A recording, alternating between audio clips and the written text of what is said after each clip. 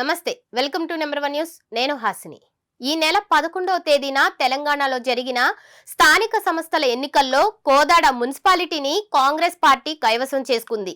పూర్తి స్థాయి మెజారిటీ రావడంతో మున్సిపల్ చైర్మన్ పదవి ఎవరికి దక్కుతుందనే ఆసక్తి స్థానికంగా నెలకొంది. మున్సిపల్ చైర్మన్ పదవి మహిళకు కేటాయించడంతో సుదీర్ఘ రాజకీయ అనుభవం, దశాబ్ద కాలంగా కాంగ్రెస్ పార్టీ తరపున అనేక పోరాటాలు చేసిన పారా సీతయ్య భార్య పారా సత్యవతికే చైర్పర్సన్ పదవి వరించే అవకాశాలున్నాయని కాంగ్రెస్ శ్రేణులు భావిస్తున్నారు.